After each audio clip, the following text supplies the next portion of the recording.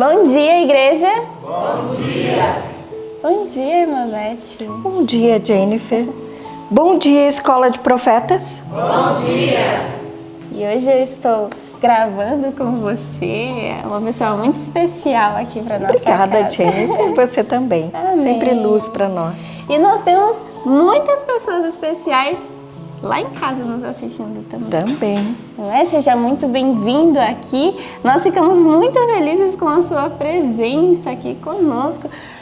É o momento mais especial da casa. Sim, é o né? culto ao Senhor. E se você está aqui, você está compartilhando desse momento especial com o Senhor e conosco também. Vamos convidá-los a orar? Então vamos nos ajoelhar? Bora.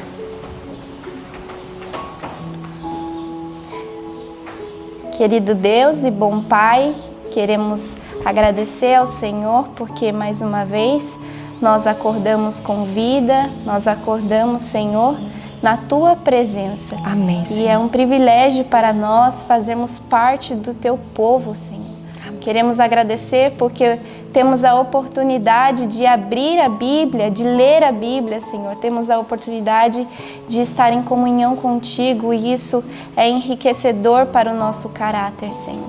Amém, Queremos Pai. pedir ao Senhor que venha abençoar os que estão em casa, que eles possam, Senhor, encontrar em Ti tudo o que necessitam, ó Deus. Amém, que eles Senhor. possam encontrar na Tua palavra respostas, Senhor, para as suas orações. Amém, e sabemos que na Tua palavra há resposta, Senhor.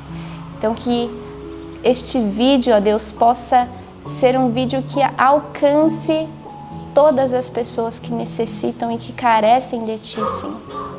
Pedimos também que o Senhor envie missionários comprometidos para esta casa, Senhor. Que o Senhor possa continuar abençoando grandemente a Escola de Profetas e que o Senhor possa abençoar a vida daqueles que estão na Tua missão, Senhor, perseverando. Amém, Senhor. E que o Senhor possa voltar logo para nos buscar. Amém. Em nome de Jesus, amém. Amém, Senhor. Amém. E para continuarmos esse louvor, vamos cantar ao Senhor e cantar forte, para termos a presença dEle cada vez mais ao nosso lado. Vamos cantar o hino de número 186, Ó Mestre, o mar se revolta.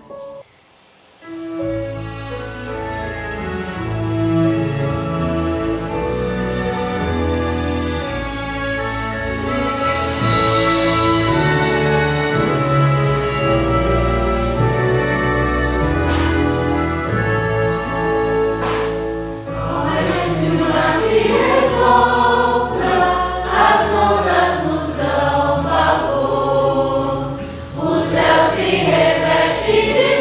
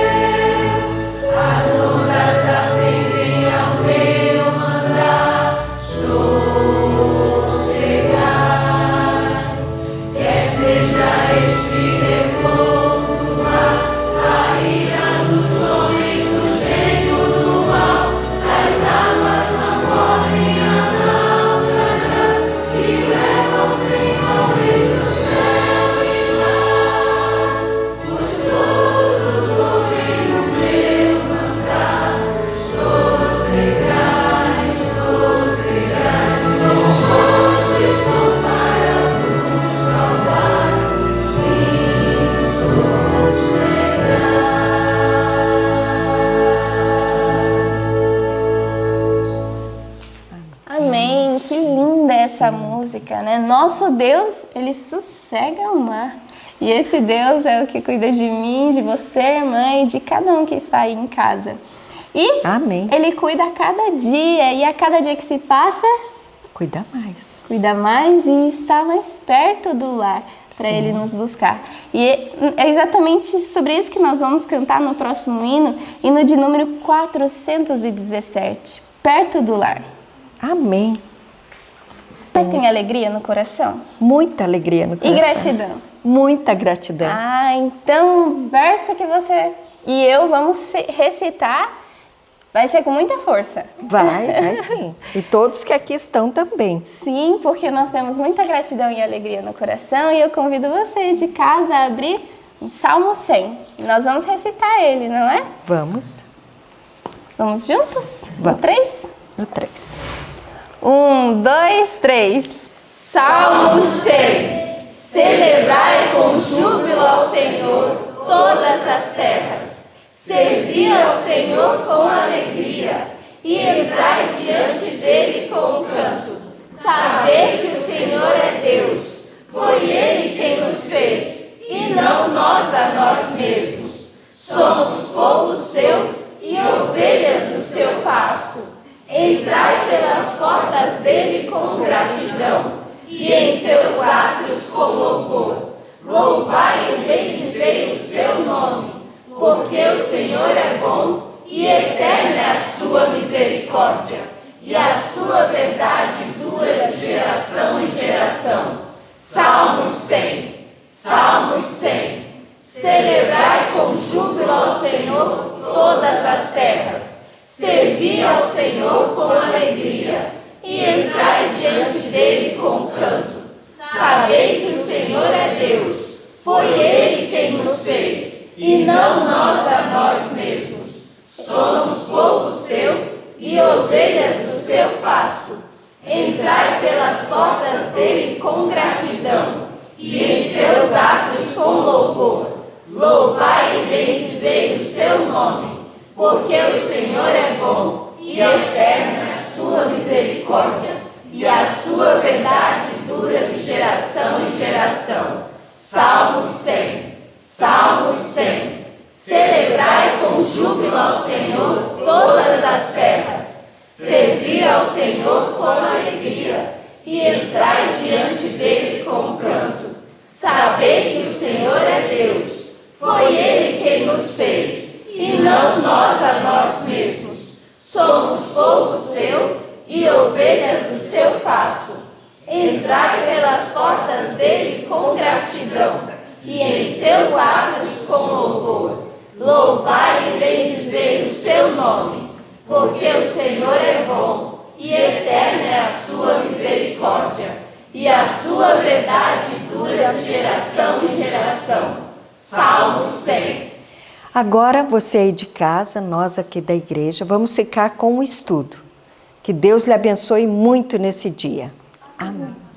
Bom dia, que bom que estamos juntos mais uma vez e juntos para fazer algo muito bom, né? Estudar a palavra do Senhor. E que alegria ter você aí do outro lado. As nossas manhãs, com toda certeza, não seriam a mesma coisa sem você.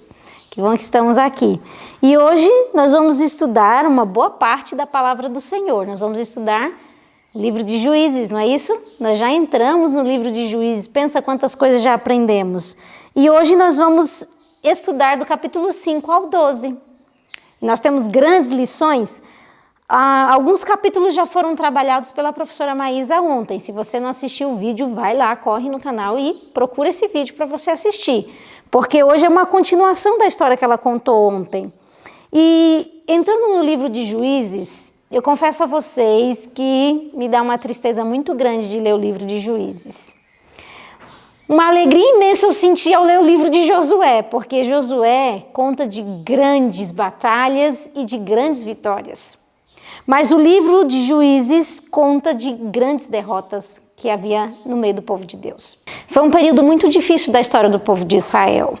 Era um período de anarquia moral e religiosa. Imagina Que terrível deveria ser viver naquela época.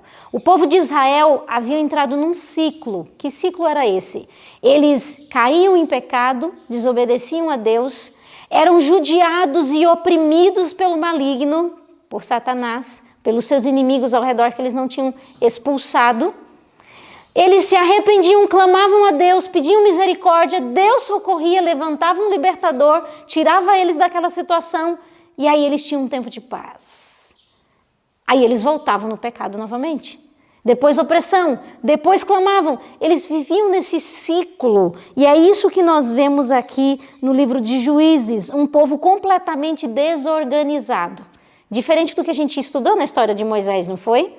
Balaão foi amaldiçoar o povo e ele não conseguia amaldiçoar, porque ele via um povo organizado, um povo muito limpo, um povo muito abençoado. Agora era diferente a história. Agora havia completa desorganização. Você lê os capítulos de Juízes e você fica meio assim confuso, com um monte de histórias que são assim, que absurdo, como é que eles viveram assim? Era assim que estava o povo de Israel. E se você olhar aqui no capítulo 5 de Juízes, nós vemos o cântico de Débora. Débora foi uma profetisa, né? Uma mulher que Deus levantou naquela época e uma mulher de muita coragem. Ela foi levantada num momento muito difícil da história do povo de Israel, quando eles estavam sendo oprimidos por Jabim, o rei de Canaã.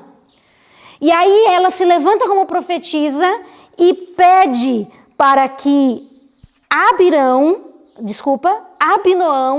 guerreie contra esse povo. Só que ele só diz assim, eu só for se a senhora for. Se você não for, não vou não.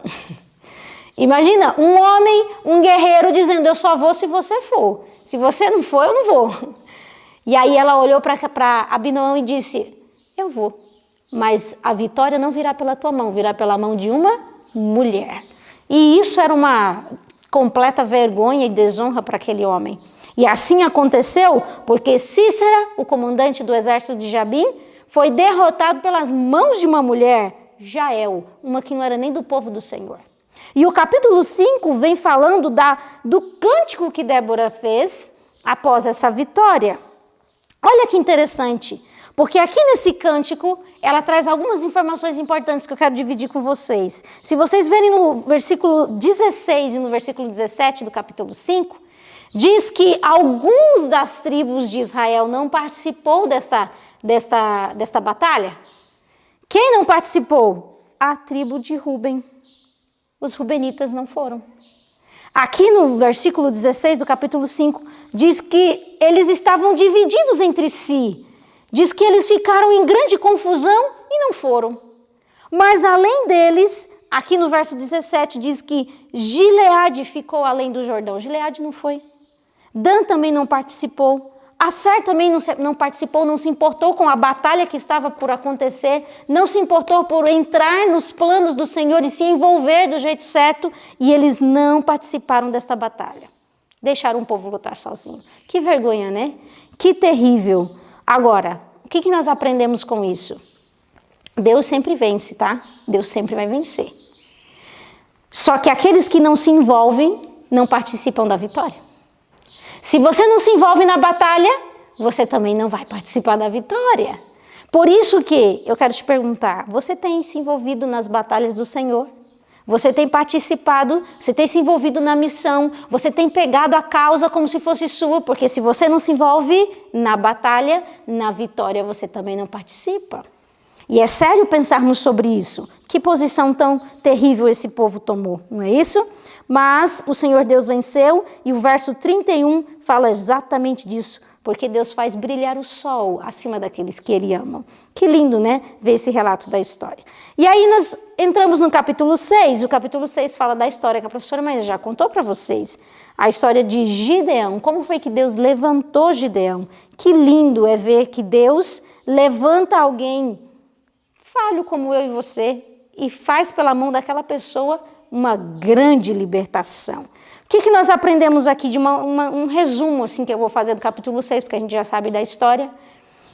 Nós aprendemos que pecado e sofrimento andam de mãos juntas. Eles nunca se divorciam. Estão sempre juntos. O pecado acompanha o sofrimento. Então não pense que ao fazer algo de errado, aquilo não terá um preço. Terá um preço e o preço será muito alto. Mas nós também aprendemos uma coisa importante no verso 7. Olha só o que diz lá no verso 7, no capítulo 6. E sucedeu que, clamando os filhos de Israel ao Senhor por causa dos midianitas, enviou o Senhor um profeta aos filhos de Israel. Olha que lindo! É verdade que o pecado e o sofrimento andam juntos? É verdade. E eu sei que você aí de casa e nós aqui também sabemos muito bem disso, porque já pecamos na nossa vida e sabemos que o pecado traz sofrimento. Mas também sabemos que a súplica e a salvação andam juntas. Quando você suplica ao Senhor, Ele age em salvação na tua vida. Que especial é sabermos que Deus nos ouve apesar de nossas fraquezas. E é isso que nós vemos aqui no capítulo 6. Deus usando alguém que não se sentia muito pronto, muito capaz de realizar a obra. E Deus o usa, mesmo em sua falta de fé. E que tremendo é saber que Deus conhece e sabe lidar com as nossas fraquezas. Mas aí a gente vai adiante no capítulo 7, e você também já conhece essa história, a história dos 300 de Gideão, hein? Você gostou de ouvir essa história? Eu amo essa história, porque mostra uma coisa muito interessante. Nós somos lerdos demais para entendermos que não é pela nossa força que nós conseguimos a vitória. E foi por isso que Deus dispensou a maior parte do exército de Gideão. Falou, não, manda embora, tem gente demais. Porque vocês precisam entender que não é pela força de vocês, é pela minha força. Nós somos lerdos demais para aprender isso do Senhor, infelizmente. E por isso nós temos que passar por algumas provas, não por algumas dificuldades. Mas, se você der ouvidos a Deus, você viverá o extraordinário. Porque é isso que a história do capítulo 7 me mostra. 300 derrotando 135 mil do exército dos midianitas. Então imagina isso. Quem tem fé e dá ouvidos ao Senhor vive o extraordinário. Mas aí a gente vai adiante no capítulo 8 e nós vemos aquela situação que também foi comentado no estudo de ontem, que a tribo de Efraim vai lá questionar de Gideão porque não foram chamados. Na realidade, eles não se voluntariaram para a guerra e Gideão soube responder muito bem a essa tribo, né? Mas nós vemos também o deslize da vida de Gideão, ele se apostatando e se enfiando numa desgraça sem fim. Mostrando para nós que ninguém é infalível, né? Ninguém é infalível, todos nós precisamos e dependemos do Senhor. Ninguém está livre de errar. E Gideão também não estava e ele acabou errando. E é triste ver o relato que se apresenta aqui no capítulo 7, no verso 30. Eu quero destacar para você esse verso, porque isso vai dar andamento para o próximo capítulo. O versinho 30 do capítulo 8 diz assim, ó. E teve Gideão 70 filhos. É bastante filhos, não? 70 filhos que procedera dele, porque tinha muitas mulheres. Anarquia moral. O povo de Israel, na maioria das vezes, quando você for ler aí direitinho na sua Bíblia, você vai ver, tinham 40 filhos, 70 filhos, 50 filhos e muitas mulheres. E a maior parte dessas mulheres não eram do povo do Senhor. Muitas eram cananeias, eram escravas. E houve essa mistura de raças, e isso vai trazer problema com toda certeza, porque a poligamia traz problema. E nós vamos ver isso no capítulo 9, de Juízes. No capítulo 9 de Juízes, qual é a história que apresenta no capítulo 9? A história de Abimeleque. Quem era Abimeleque? Era filho de Gideão. Só que esse filho de Gideão era filho de uma escrava. Agora imagina que tipo de nascimento e estrutura de lar esse homem teve. Zero, não? Nasceu de uma escrava e ainda viveu numa família que tinha muitas mulheres e 70 irmãos. Que tipo de vida esse homem poderia então levar? Nós vemos aqui no capítulo 9, Abimeleque cometendo coisas absurdas, coisas terríveis, até mesmo de serem pronunciadas. Porque ele se levanta para receber autoridade. E ele se levanta sobre o povo de Siquém dizendo, Vocês querem serem governados por 70 ou por um homem só que é da família de vocês? E ele se usa da idolatria para poder estabelecer a sua autoridade. E ele faz uma coisa absurda. Abimeleque mata os seus irmãos. Todos os seus irmãos, 70 homens, acabam sendo mortos pela mão de Abimeleque. Porque ele queria governar e ele não queria ninguém que competisse com ele. Imagina isso, que coisa terrível. Diz que somente um sobreviveu, Jotão, o filho menor. O filho menor de Gideão sobreviveu. Eu fiquei pensando, como é que pode alguém matar os seus próprios irmãos? Isso é o resultado da poligamia. Uma casa dividida com muitas mulheres, muitos filhos, fez com que Abimeleque perdesse a afeição natural que se existe numa família. A gente ama pai e mãe, a gente ama o nosso irmão, a gente não quer nem que fale mal deles. Mas Abimeleque não tinha isso, porque a poligamia roubou isso do lar de Abimeleque. E agora ele se levanta contra seus irmãos e os mata. Somente Jotão sobrevive.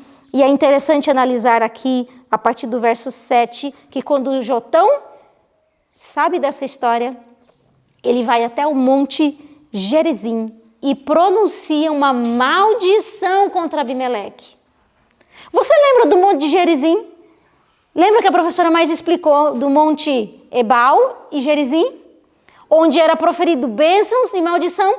O monte Gerizim era um monte de bênçãos, mas agora Jotão se levanta para pronunciar uma maldição contra Abimeleque, por conta disso que ele havia feito contra a sua própria casa, os seus próprios irmãos.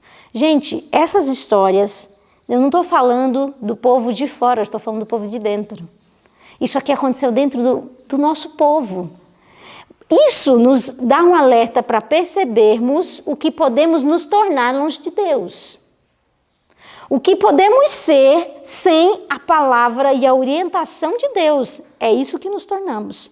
E a morte de Abimeleque foi terrível. Ele foi morto pelas mãos de uma mulher. Ele estava invadindo uma cidade e quando ele estava tentando invadir uma torre, uma mulher jogou uma pedra de moinho em sua cabeça e o seu crânio rachou. Assim foi a morte desse homem. Que terrível, não?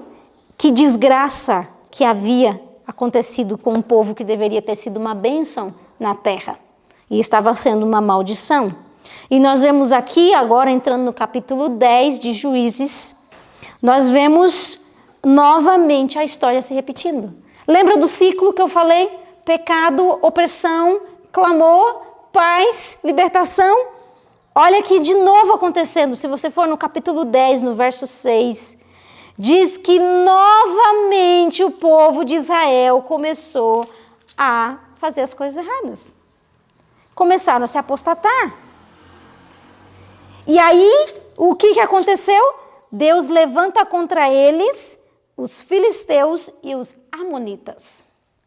E eles começam a ser oprimidos pelos filisteus e os amonitas. E aí no versinho, e isso por 18 anos. 18 anos de opressão. Aí no versinho 10 do capítulo 10, o que eles fazem? Então os filhos de Israel clamaram ao Senhor dizendo, contra ti havemos pecado, visto que deixamos a nosso Deus e servimos aos Balaíns. Olha só, fala, Senhor, perdão, Senhor, nós pecamos contra ti. Sabe o que Deus responde para eles?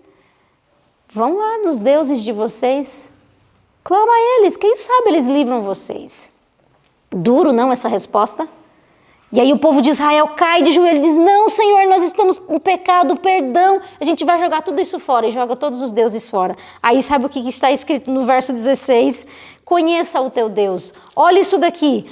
Olha o que o texto bíblico fala da pessoa de Deus no verso 16. Do capítulo 10. E tiraram os deuses alheios do meio de si e serviram ao Senhor. E então se angustiou a sua alma por causa da desgraça de Israel. Em outras versões dizem que o Senhor não mais pôde reter a sua compaixão e estendeu o cetro de misericórdia sobre a vida daquele povo novamente. Como Deus é misericordioso, como Deus é gracioso. E no capítulo 11, Deus levanta um libertador, por nome de Jefté. Jefté era filho de uma prostituta. Você consegue entender? Era raro encontrar uma família estruturada. As famílias eram completamente desestruturadas no período de Juízes. Todos os capítulos que nós estamos lendo são famílias desestruturadas. Jefté era filho de uma prostituta. E os seus meios irmãos chegaram até ele e disseram: você é filho de prostituta, vai embora da nossa casa, não queremos saber de você. Ele é expulso do próprio lar e ele vai embora. Aí o povo é oprimido pelos amonitas e aí eles vão atrás de Jefté de novo e diz: por favor, volta, você tem que livrar a gente. E sabe o que Jefté faz? Ele liberta o povo. Porque a miséria que fizeram com ele, ele não guardou ressentimento, porque senão ele seria uma maldição. Ele venceu isso, ele superou a rejeição, ser filho de uma prostituta, todo o sofrimento, ele venceu, ele superou. E aí ele se torna uma bênção, ele livra o povo de Israel. Só que Jefté faz uma loucura. Ele faz um voto impensado. Ele chega diante de Deus e fala: Senhor, eu vou lutar contra os amonitas, mas eu quero um sinal do Senhor, se o Senhor vai comigo.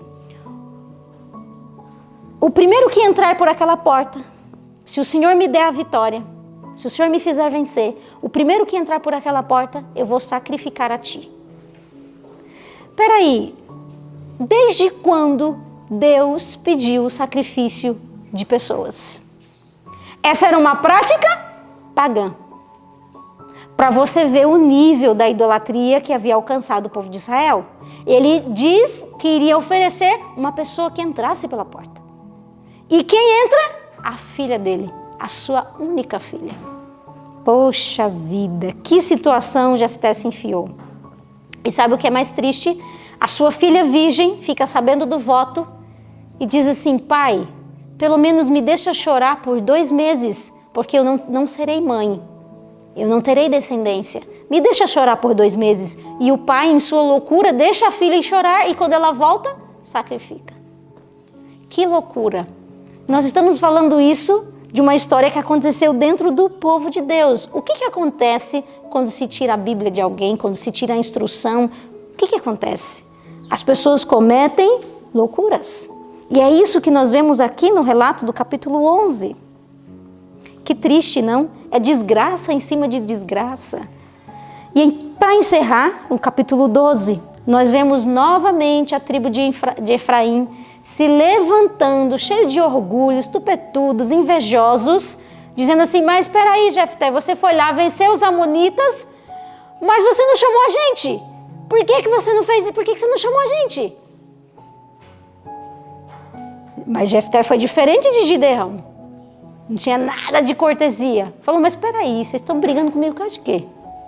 Eu fui lá, tive que enfrentar, vocês não foram, vocês não fizeram a parte de vocês. E aí houve guerra no meio do povo. E a maior parte da tribo de Efraim foi dizimada pela mão de Jefté. Você consegue imaginar que coisa terrível deveria ser viver naquele período? Cada um fazia conforme achava que era melhor. Cada um seguia a sua própria cabeça. Está mais do que provado. Seguir o que pensamos, o que sentimos, é só miséria, sofrimento e morte.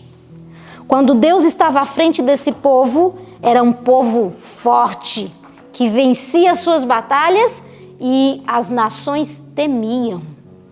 Agora, eles viviam miséria após miséria. Hoje o Senhor Deus te dá a oportunidade de escolher. O que você prefere? Prefere viver as suas vontades? Então aceite a colheita. Prefere viver nas mãos do Senhor e dependendo dEle? Aceite a abundante colheita que o Senhor Deus tem para a sua vida, que é vida em abundância. Que o Senhor Deus te abençoe. Eu quero convidar você a orar nesse momento e pedirmos a bênção do Senhor.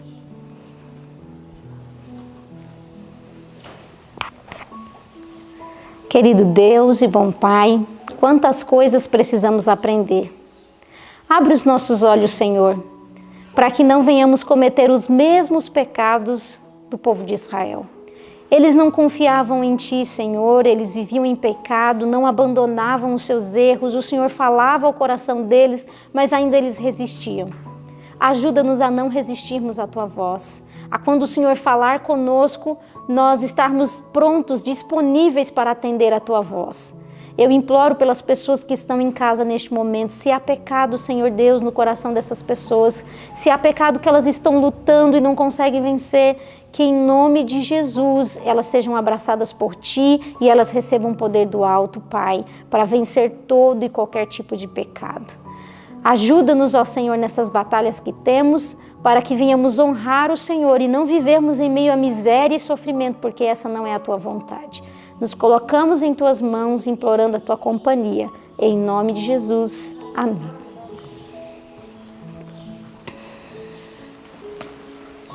Muito bom. Que bom ter você até o final aqui no estudo com a gente. Que Deus te abençoe. Até amanhã.